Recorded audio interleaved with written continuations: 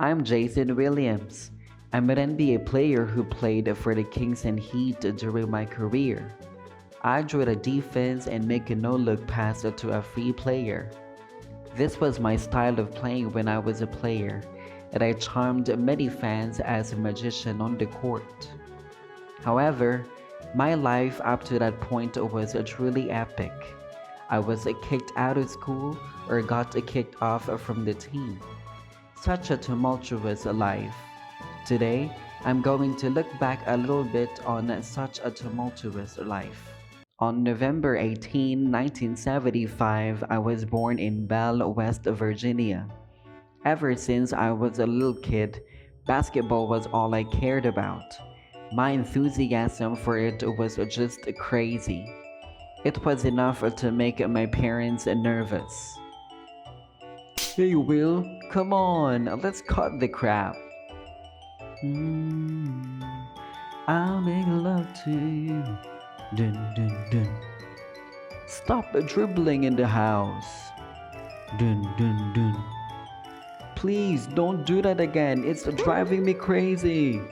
My dad said that ever since I was a little kid, the sound of dribbling, dun dun dun dun, kept him up every night. But my dad, such as he was a cop at that time, and he had the keys to the high school gym. I mean, that's a good deal for me. Dad, give me the keys. Are you going today? You're a dedicated basketball player, aren't you? Of course you are. Thanks. Hey, I didn't say it was okay. What the hell? In the NBA at that time, I was an admirer of Magic Johnson and the like. So when I went to the gym, I spent more time practicing passing and handling than shooting. On days when I couldn't use the gym, I would mark an X on the wall of my house and practice passing to it. Boom, boom, boom. Hey, Williams, stop crashing into the walls of my house. Boom, boom, boom, boom. I said stop. I'm begging you, please don't do that again.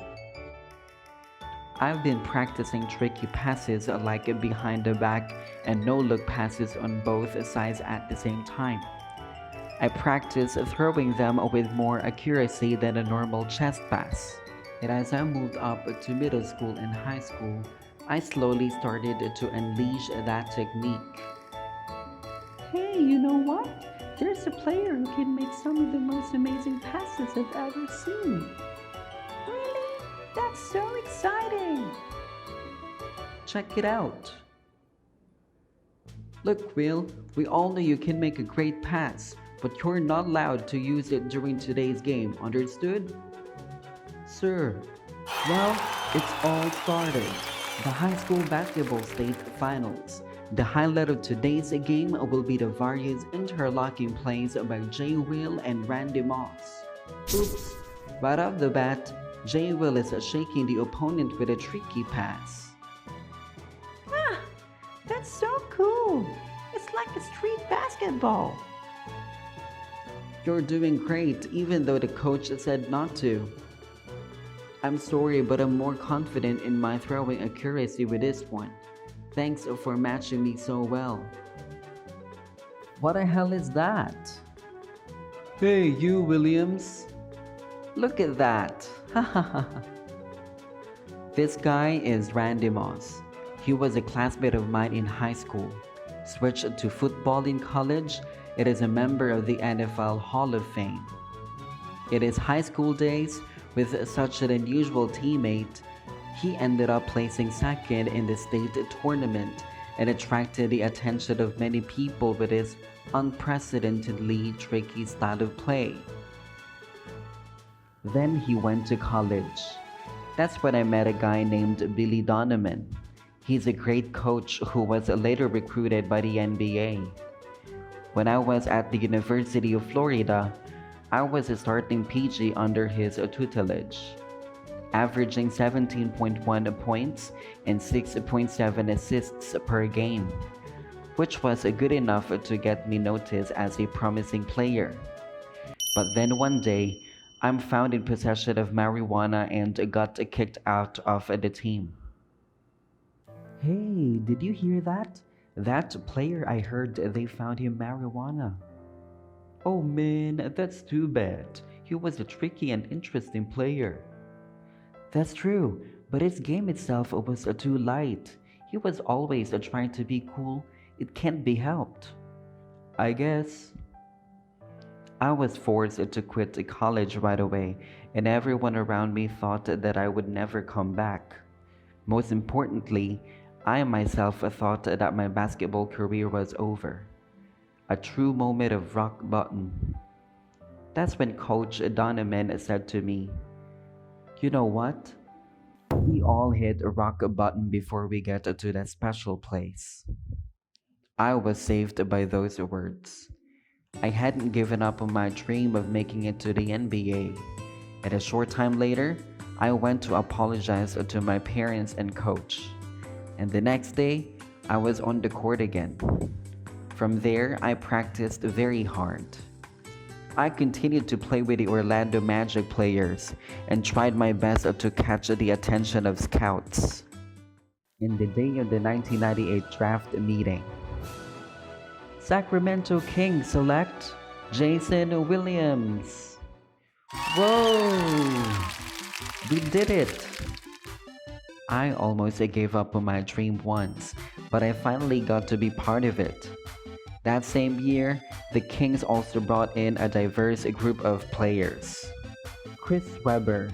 He's another player who's been through a lot coming into the NBA, but his ability is monstrous.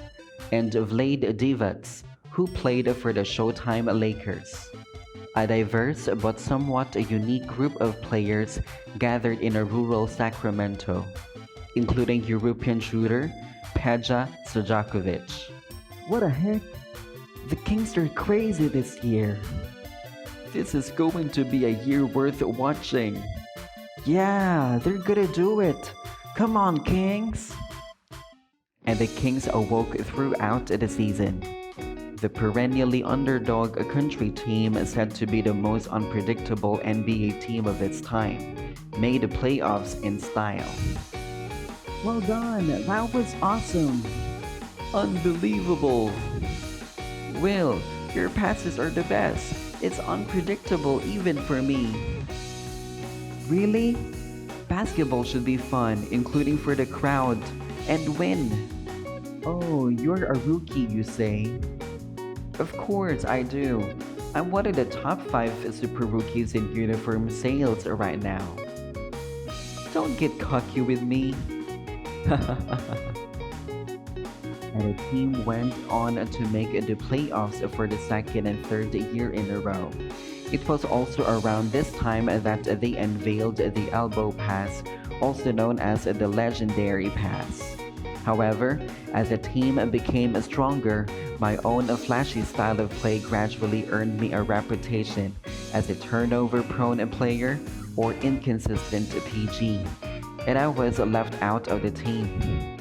Coach, I'm being traded to the Grizzlies. That's not what you said.